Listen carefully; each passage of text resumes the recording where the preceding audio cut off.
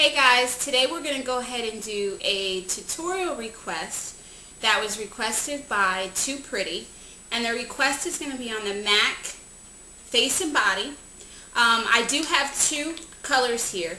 The makeup artist, she went ahead and matched me to C6, which actually matches my body, so it'll blend me out. And I kind of felt like I looked too perfect, so I actually went and got the C5, which actually still looks good too because my face is a little bit lighter than my body, but it still seems to blend well.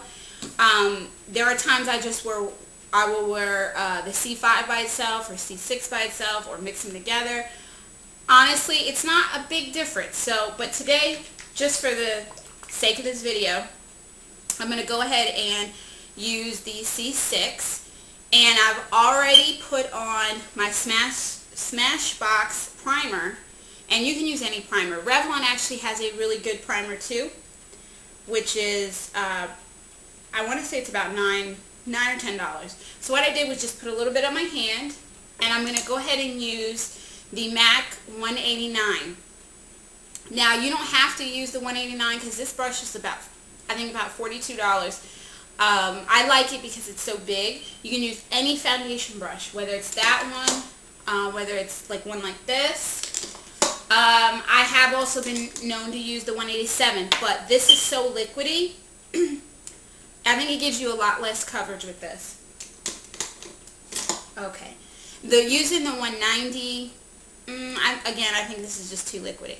So anyway, I'm going to go ahead and put some on my brush and just put it on my face. See, you can, I don't know how well the camera is making it show up, but you can barely see it, but it does give you decent buildable coverage. I would say if you are somebody that has pretty perfect skin, I have tons of freckles, and it still covers my freckles, but not cover them. Like, it gives it, they don't stand out as much, but if you look up really close, you can see my freckles just a little bit, which is what I like.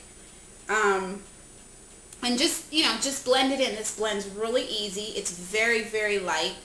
I have not broken out over this foundation, and I've been using this since my birthday in March. I was using it every day, and for about a month and a half or so, until I decided to try the HD foundation, which is good, but it's a little bit heavier. I know a lot of people compare that, or try to compare it with Studio Fix, and personally I like Studio Fix, but I like the Makeup Forever better. So I'm just going to add a little bit more, and again, this is a really good foundation. I want to try the Makeup Forever Face and Body. It is more of like a gel base, but once you blend it out, it's very, very, very liquidy. It's almost sheerer than, I would say, than this. I actually think this is a little bit, not heavy, but it doesn't seem as sheer as the Makeup Forever, but I had tried a little bit of it, you know, on the back of my hand when I was in Sephora, and I really want to try it, but since I already have 2 bottles of the MAC, I kind of just think that it is overindulging, and it's really not necessary for me to have right now. Okay, so once that's done, and this is really easy to go out the house, especially if you're not a powder wearer and you want a light foundation. I think this is amazing.